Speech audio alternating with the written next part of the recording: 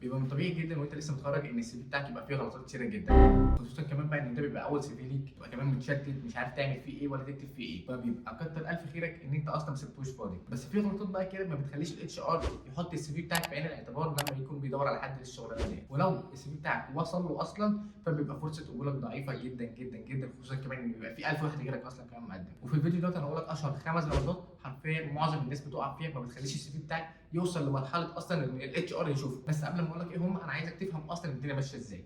اول حاجه خليك عارف ان الاتش ار دوت بني ادم زيه زيك، فطبيعي جدا ان هو ما يبقاش عنده القدره ولا الوقت اللي هو يبص في ال1000 سي في دول، فبيعمل حاجه بسيطه جدا وهو يحطهم على الاي تي اس، ودوت اختصار ليه ابلكنت تراكنج سيستم، وده عباره عن سوفت وير كل وظيفته اللي هو يفلتر السيفيات كلها اول باول، بحيث ان ال1000 سي في دولت اللي جايين للاتش ار يصفصفوا على 4 5 6، وبالتالي الاتش ار دلوقتي يقدر يبص في ال 4 5 6 دولت ويبدا يفاضل ما بينهم ويشوف انه احسن واحد فيهم للشغلانه اللي هو عايزها. وزي ما قلت لك في الفيديو دوت والخمس غلطات دولت اوعى تقع فيهم عشان تلحق اصلا توصل للمرحله بتاعت الاربعه خمسه دولت. واول غلطه معانا هي الفورم بتاعت السي في بتاعتك، ودي اكتر واشهر غلطه معظم الناس بتقع فيها لما تيجي تعمل السي في بتاعك. ليه بقى؟ تبقى تحط الوان واشكال واحجام وتخلي سيكشن فوق وسيكشن شمال وسيكشن يمين والكلام ده كله. الكلام دوت غلط. انت لو عايز تعدي من الاي تي اس او الابلكنت تراكنج سيستم زي ما قلت لك، يبقى لازم تعمل فورم واحده، هي اللي انت الخلفيه بتاعتك تبقى بيضاء، وزي ما انت شايف في الشاشه دلوقتي هتلاقيني حاططها قدامك، او ممكن احط لك تحت برده مثال عليها في الديسكربشن بحيث ان انت تبقى عايز ترجع لها في اي وقت لما تكون تعمل السي في بتاعك. هو دوت اللي الابلكنت تراكنج سيستم بيقدر يعديه ويبدا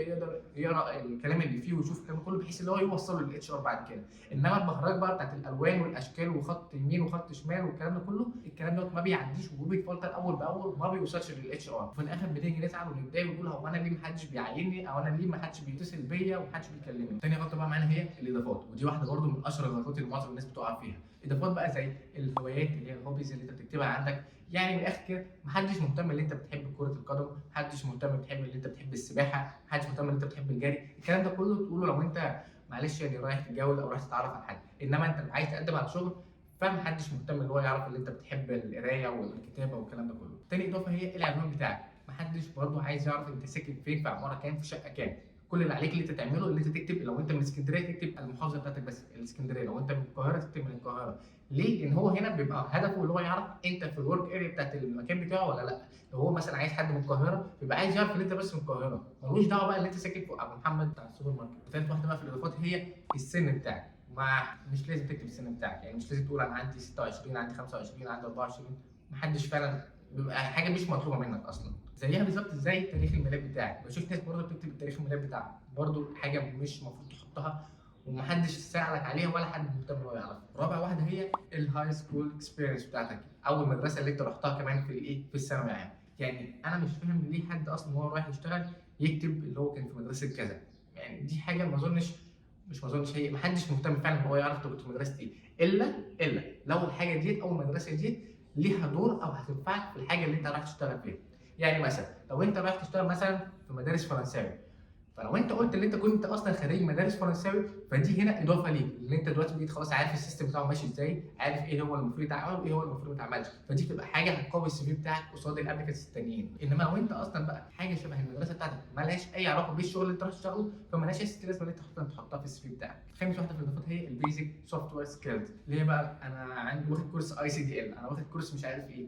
عايز اقول لك ان الحاجات دي لو انت ما تعرفش تعملها فانت بلغه العصر اللي احنا فيه تعتبر امي. انا مش قصدي حاجه، بس الحاجات دي لازم تبقى عارفها زي القرايه والكتابه كده، ما ينفعش تروح شغل جديد وتقول له على فكره بعرف اكتب واقرا، المفروض انت تكون عارف الكلام ده، فمش محتاج ان انت تقول لي في السي في بتاعك. ثالث واحده بقى في الاضافات هي صوتك، يا ريت يا جماعه ما تحطش صوتك في السي في بتاعك، لان في الاول وفي الاخر برده محدش طلبها منك.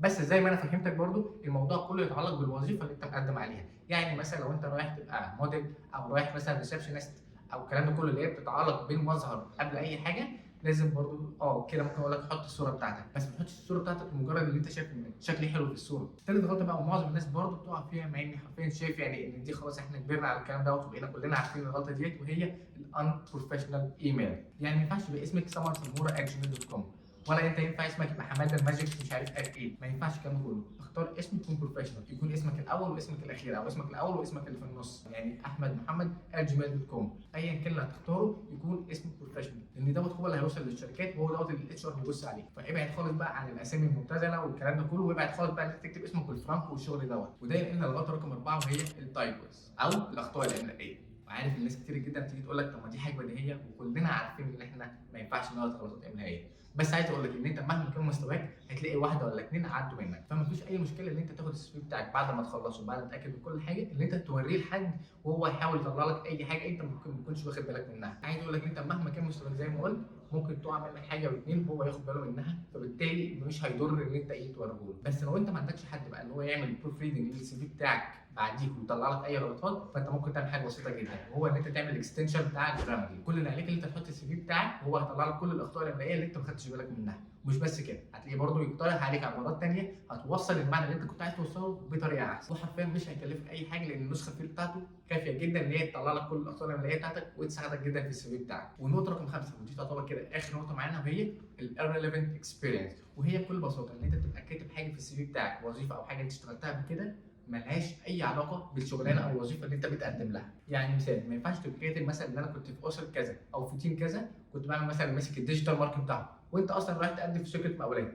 دي حاجه ودي حاجه ثانيه خالص، الاثنين مالهمش اي علاقه ببعض والادوار بتاعتهم مالهاش اي علاقه ببعض، فبالتالي مش من المنطقي اللي انت تحطها في السي في بتاعك. بس برضه زي ما قلت لك كل حاجه تشوفها هل هي ليها علاقه بالشغلانه اللي انا بقدم عليها ولا لا. يعني مثلا لو التيم اللي انت فيه او الاسره اللي انت كنت فيها مثلا في الكليه بتعمل حاجه وانت كان ليك دور في حاجه ليها علاقه بالوظيفه اللي انت بتقدم عليها ساعتها ضيفها. يعني مثلا لو انت مثلا كنت في تيم الماركتنج مثلا بتاع الكليه ورايح تقدم مثلا في ماركتنج ايجنسي فساعتها اقول لك ضيفها لان دي ليها علاقه، فانا كنت بعمل واحد وكنت بعمل اثنين وكنت بعمل ثلاثه في الكليه. انما انت بقى لو رايح تقدم في شركه مقاولات فمش من المنطقي اللي انت تقول لهم ان انا كنت ماسك الماركتنج بتاع الكليه وانت رايح اصلا تمسك حاجات مالهاش اي علاقه بالمجال دوت، فساعتها زي ما قلت لك ما تحطهاش في السي في بتاعك خالص. كده الحمد لله نبقى خلصنا الفيديو بتاع النهارده. لو انت عندك غلطه انا ما قلتهاش في الفيديو دوت يا ريت تكتبها تحت في الكومنتس بحيث الناس كلها تستفيد برضه منها، ويا ريت برضه لو الفيديو دوت عجبك توريه كل اصحابك لعل وعسى واحد منهم يستفاد زي ما انت استفدت كده بالظبط. ولو عندك اي سؤال يا ريت تساله لي تحت في الكومنتس او ممكن تخش على السوشيال ميديا بتاعتي كلها تحت هتلاقيني كاتبها لك اي فيديوهات قدامك، اسالني اي سؤال وانا ان شاء الله في اسرع وقت هرد عليك. اشوفك ان شاء الله الفيديو اللي جاي.